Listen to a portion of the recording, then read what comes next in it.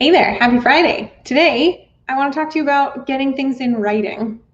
I think this is an overlooked step from business owners, especially very small businesses, because when you have to get something in writing, whether like it's an agreement, well, I guess it's always an agreement that you have in writing, that it doesn't feel like it adds value in that moment. And as small business owners, we're very busy, and it can feel like maybe that's not a necessary step. It can also sometimes feel a little bit awkward in the beginning if we're not used to doing agreements and we're asking someone to sign this legal document.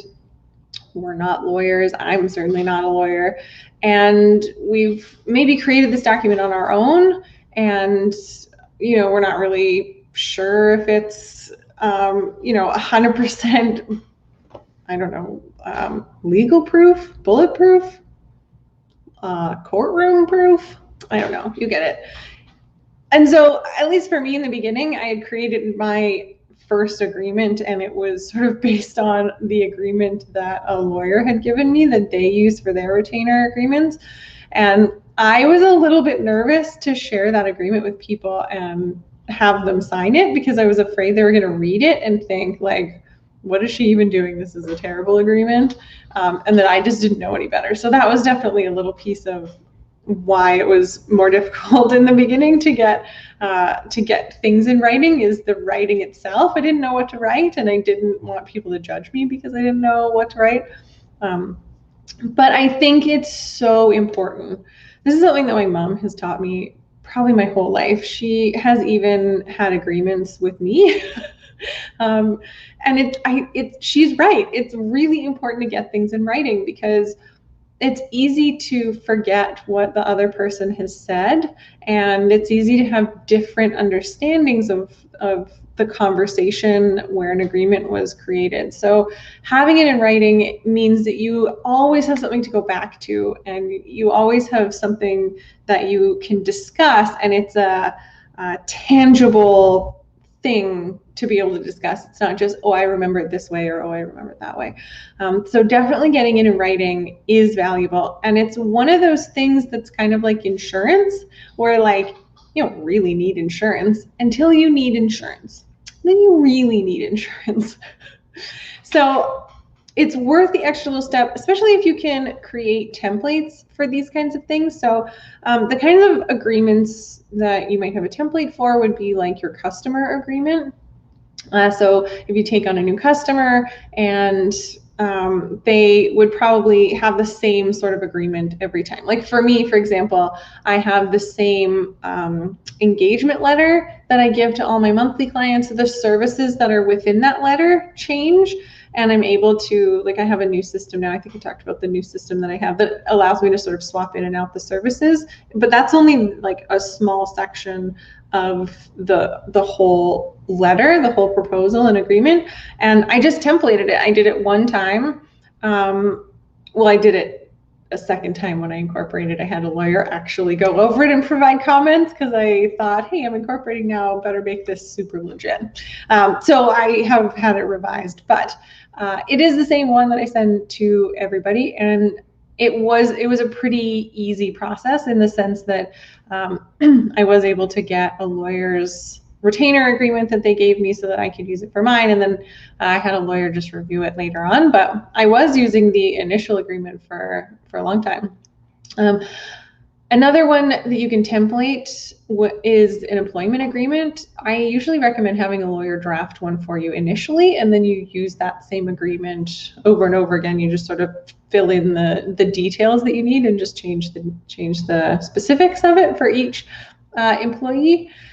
There are places that you can get employment contracts online for sure. If you're going to do that, make sure that you are getting an employment contract that is relevant in the province that you're in, because I've definitely seen employment contracts where the business owner created it, but it came from like a Manitoba website, but they're in Ontario. So just make sure that you're in the right province when you get something like that online. So I would start in your business, I would start with customer agreements, make sure that you have those in place. Customer agreements are also really great for scope creep, because you have that list of services that you're going to provide for them, or the products if you're a product-based company. So then if the customer asks you for something that's not in the agreement, you can just be very clear and say, hey, that's not in our agreement. I would love to help you out, but it's going to require an additional price. It's going to require an additional agreement, like it's out of scope. So that's a small tip that's super helpful in avoiding scope creep. But yeah, I would start with your customer agreement and make sure that it's really well done. You just spend like an afternoon or something, maybe even an hour, depending on how good you are at writing agreements, and just bang it out so that you have something to give to all of your customers. I think it ups the professional level. Personally, if I sign on with someone and they send me an agreement, I'm like, oh, hey, maybe they know what they're doing. I guess I shouldn't assume that based on an agreement, but it feels like it's more professional. Then I would have a look at any agreements that you need for people that you pay. So employers and contractors would be the first two that I would want to have an agreement with. Contractors is a tricky one in that sometimes, like myself as the company who's paying my contractor, sometimes I provide that contract and just say, hey, here's a contract that I have most of my suppliers or my subcontractors sign, or sometimes they have an agreement that they have their clients sign. So either way, as long as you have an agreement in writing, that's the way to go. I've just drafted a subcontractor agreement now, so I just have one in case I get somebody that doesn't have their own, and an employment contract too. Those are the two that I would do after my client agreement. And then I would just have a look at the agreements that I've signed with major suppliers. So if I'm a product-based company, then the people that actually make my products or make the pieces that I need to be able to create my products. If I'm a services company, maybe I would have a look at, I don't know, services are more tough because the big suppliers are usually supporting the service-based companies. Like I have a contract with QuickBooks, for example, but they have the same contract with like everybody. So it's a good idea to review those, but you're not going to get QuickBooks to change it. So definitely understand what's in there, but I mean, you're not going to be able to make any changes if you don't agree with it.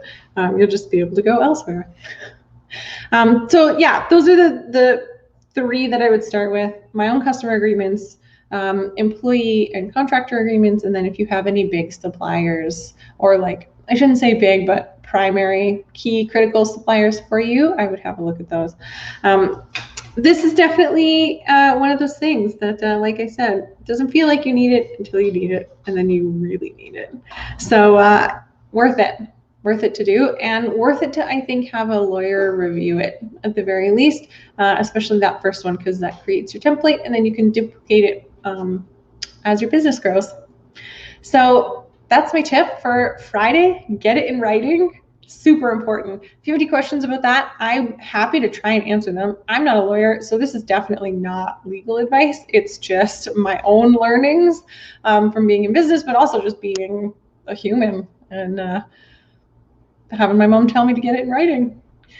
If you, like I said, have questions, I'm happy to chat with you about it. Maybe we can swap stories about agreements or times when we wish we had an agreement. Leave them in the comments for me. I hope you're doing well, and I'll see you tomorrow.